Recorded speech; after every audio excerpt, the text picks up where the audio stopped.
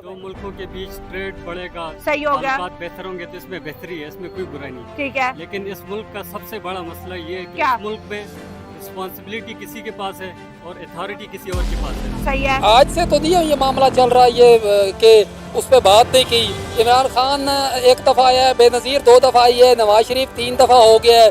अब तक 1947 से अब तक 22 वज़ीर आज़म गुजर चुके हैं, तो भाई किसी ने भी ये तीर नहीं मारा, तो अब क्या तीर लगेगा?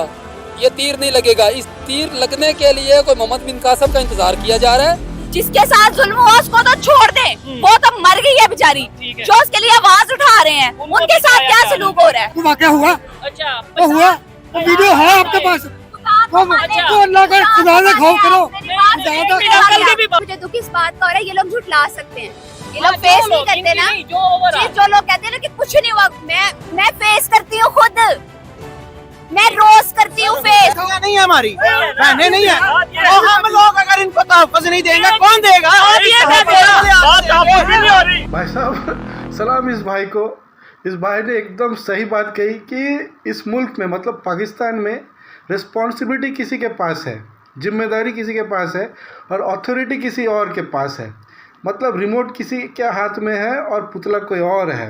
जैसे हमारे में ज़माने में मतलब अब 10-12 साल पहले चले जाइए, एक्सीडेंटल पीएम हुआ करते थे, ठीक है।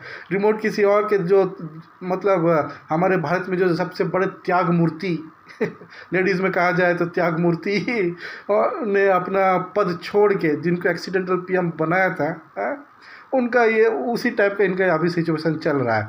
मतलब इनकी जो फ़ौज जो है, फ़ौज संभालती है सब कुछ, ठीक है। जो डेमोक्रेटिक गवर्नमेंट है ये सिर्फ दिखावा है। इलेक्शन कमीशन जो है फॉर्म 47 के बदौलत जो मैंडेट पब्लिक ने दिया हुआ था इलेक्शन करके जो इमरान खान जितवाए थे, वो फॉर्म 45 कहते हैं जो मैंडेट उनका था, और फॉर्म 47 कहते हैं उसको ओवर रूल करके इलेक्शन कमीशन ने रातों रात जो दूसरों की, जिसको पब्लिक ने चुना भी नहीं, उनकी सरकार ला दी है। ये हाल है हमारे पड़ोसी लोगों का, और ये हम मुकाबला करेंगे हमारे भारत का, ठीक है। अब और ये भाई ने एकदम सही कहा है कि जिसके पास रिस्पॉन्सिबिलिटी और अगर अथॉरिटी नहीं है वो करेगा क्या?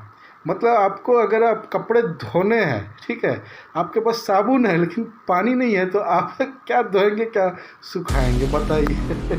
199 में जब आपका कारगिल वॉर होता है तो उस वॉर के अंदर भी मतलब 5 जर्नलों का फैसला होता है। नवाज शरीफ साहब को पता नहीं होता है कि वो फिर एंड में आकर इधर आके वाजपेयी से वो सारे अपने मामलात के डील करते हैं कि यार हम लोगों नवाज शरीफ साहब देखिए मेरी बात सुने, ये मैं ऑन रिकॉर्ड कह रही हूँ। नवाज शरीफ साहब ने हमेशा पड़ोसियों से ताल्लुकात अच्छे रखने की कोशिश। वाजपेयी साहब आए, समझौता ट्रेन चलते हैं कि दोनों पाकिस्तानी डेली इंडियन और पाकिस्तानी आ जा सकते हैं, ट्रेड कर सकते हैं, बड़ी मार्केट है, लेकिन कारगिल कर दिया। नवाज शरीफ साहब कहते मुझे पता ही नहीं, मैं तो वाजपेयी साहब के साथ मुआहदे की बात कर रहा था। हमें खुशी है, किस बात की खुशी है? इस्लाम नहीं है, दीन नहीं है, लुपट्टा नहीं है, नमाज नहीं है, वुज़ू नहीं है, रोजा नहीं है। कौन कहते हैं? मैं कहता हूँ इंडिया में मस्जिदें भाई। कश्मीर इमरान खान आजाद कर सकता है, ना नवाज शरीफ टकला आजाद कर सकता है, ना जो है मरियम नवाज आजाद कर सकता है। ये आजाद करेगा काली पगड़ी वाला आजाद करेगा। बस कहाँ से है कि उनका वेलकम अच्छा नहीं हुआ? नहीं मतलब मुझे ये बताएं उनको रिसीव किसने किया, उनके फॉरेन मिनिस्टर? इंडिया के फॉरेन मिनिस्टर को किसने रिसीव किया? इंडिया के फॉरेन मिनिस्टर को जो मुझे पता है उसने किया है। दोस्तों फिर से हाजिर हो चुके हैं एक तड़कता भड़कता टॉपिक, तो नहीं कहूँगा ये पाकिस्तानियों का होश उड़ा देने वाला टॉपिक था, लेकिन कुछ हुआ नहीं। हम उम्मीद में थे कि भाई कुछ तो होगा, कुछ नहीं हुआ दोस्तों। वही मायूसी, वही रोना धोना, वही भीख मांगना चल रहा है इनका रिएक्शन। अब अगर आगे देखेंगे तो बस वही कश्मीर, वही चैंपियंस ट्रॉफी, वही पीएम मोदी नहीं आते तो अच्छा होता, वही नवाज शरीफ, वही शहबाज शरीफ, वही इमरान खान।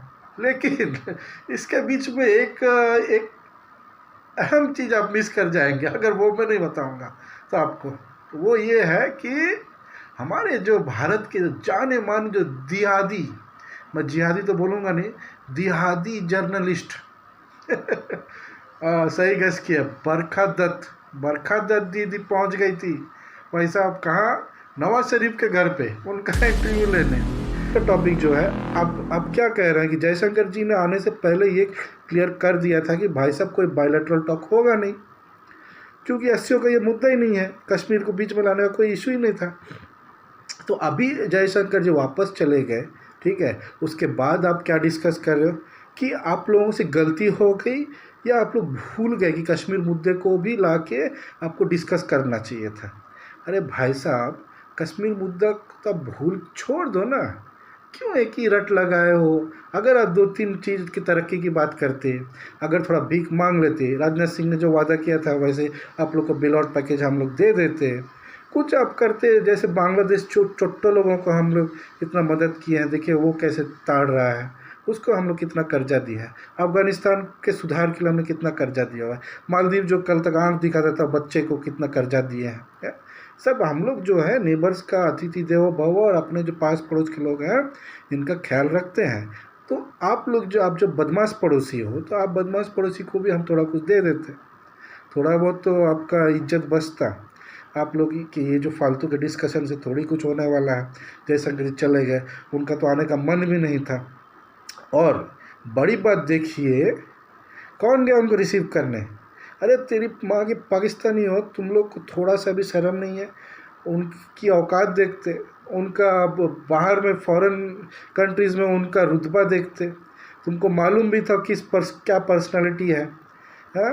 वो तुम्हारे बाप नहीं तो चाचा तो थे, बाप तो नरेंद्र मोदी जी है, तुम्हारे चाचा जो थे, तुम्हारे चाचा जब आए तुम्हारे में, तुमने उनको रिसीव किसने किया है? कुछ लोग तो नाम भी नहीं जानते, बता भी नहीं पाएंगे क्या तो नाम है उसका, इलियास निज़ामी। इलियास निज़ामी कौन है? इलियास निज़ामी तुम्हारे जो फॉरेन मिनिस्ट्री है, फॉरेन मिनिस्ट्री में एक जोन को रीजन देखता है, उसका डायरेक्टर जनरल है। मतलब साउथ एशियन रीजन का जो डीजी है वो जाके हाथ मिला के रिसीव कर रहा है हमारे डॉक्टर जयशंकर जी को, एक फॉरेन एक्सटर्नल मिनिस्टर। थोड़ा तो शर्म लिहाज कर लो। सब कुछ क्या चाइना के पिछवाड़ा धोने के लिए रखे हो सब मिनिस्टर्स को? तुम्हारे शहबाज शरीफ नहीं जा पाते थे उनको रिसीव करने? बेकार के सारे जाहिल लोग तुम।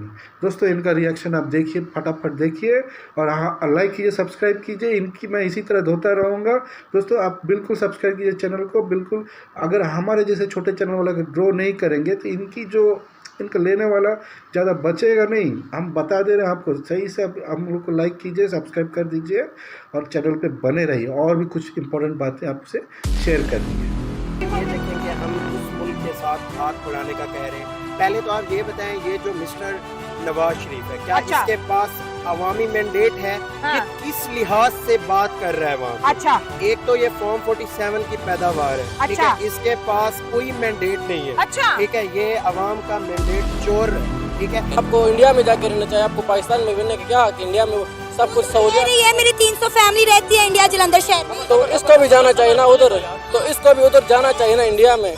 ये देखो एक घर में 6 बच्चे हैं ना, तो वो उनके आपस में नहीं बनती, तो तेरी मेरी कैसे बनेगी? अगर मेरे दुपट्टा लेने से आप बात सुन सकते हैं ना, मुझे मेरी शक्ल, मेरी शख्सियत को छोड़ के हालात पर फोकस कर सकते हैं, अपनी पाकिस्तान के लिए बेहतरी कर पाकिस्तान पे फोकस कर सकते हैं, तो मैं ले लेती हूँ दुपट्टा। ओ जबरदस्त, बड़ी अच्छी बात है ये तो, मतलब आप, लेकिन ये आप अपनी मर्जी से ले रही हैं। मैं ये भी पता है, अभी भी बहुत सारे लोग कहेंगे दुपट्टा इसका इधर से खराब था, उधर से खराब था। ये कहेंगे दुपट्टा तो लिया लेकिन हिजाब नहीं किया।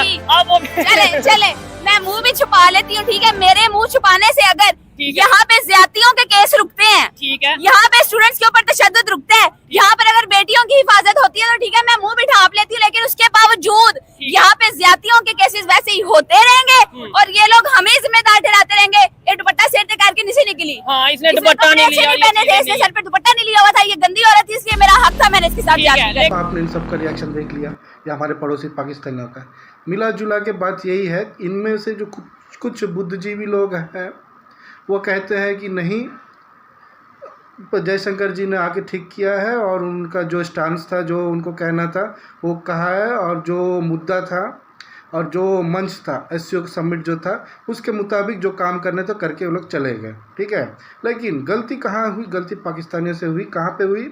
एक तो वो रिसीव करने में गलती हुई, दूसरा एक जगह और जहाँ पे जयशंकर जी को स्पीच देना था वहाँ पे ये क्या कर रहे थे, जब इनके जो शहबाज शरीफ जो है, इनके जो प्राइम मिनिस्टर, ठीक है, उनका तो नाम भी नहीं आता है जुबान पे। जो उनके जो प्राइम मिनिस्टर जब वो स्पीच दे रहे थे, इंट्रोडक्टरी स्पीच दे रहे थे, वो इंग्लिश में दे रहे थे। छोड़ो, जान दो इंग्लिश में क्या बोलो से हमको क्या मतलब, ठीक है। तो और देखिए, जब जयशंकर जी जब स्पीच दे रहे हैं, वो लाइव टेलीकास्ट में क्या दिखा रहे हैं, उर्दू कमेंट्री पब्लिक को उर्दू कमेंट्री सुना रहे हैं। इनका जो बोलना था वो थोड़ा सा धीमा कर दे रहे हैं। मतलब इतना जाहिलाना हरकत, मतलब देखो ये कॉन्स्पिरेसी एक टाइप का आप कह सकते हैं कि भाई साहब वो क्या कहेंगे क्या नहीं कहेंगे, उसको पहले से ही इन्होंने प्री प्लान था कि भाई साहब उनको वेलकम अच्छे से नहीं करना है, ठीक है, उनको अंदर से भड़का देना है ताकि वो कुछ ऐसा बयान दे के चले जाए कि इनके अपनी सियासी रोटी सेकते रहेंगे, ठीक है, और इंडिया और पाकिस्तान के बीच में ऐसे लड़वाते रहेंगे, कश्मीर करते रहेंगे और अपने बड़े बड़े बंगले और जायदाद विदेशों बनाते रहेंगे, ठीक है। आम पब्लिक वही सड़कों पे जो आपने देखा ना, मदरसा छाप जो भाई कह रहा था कि भारत पे कब्जा करेगा वैसे लोग पैदा होके बाहर घूमते रहेंगे। तो दोस्तों, आपको ये वीडियो कैसा लगा, लाइक कीजिए, शेयर कीजिए, सब्सक्राइब बिल्कुल कीजिएगा, क्योंकि इस ऐसे वीडियो बनाने के लिए बहुत टाइम भी लगता है और इनका पाकिस्तानी वाला जज्बा भी लगता है। जय हिंद दोस्तों, वंदे मातरम।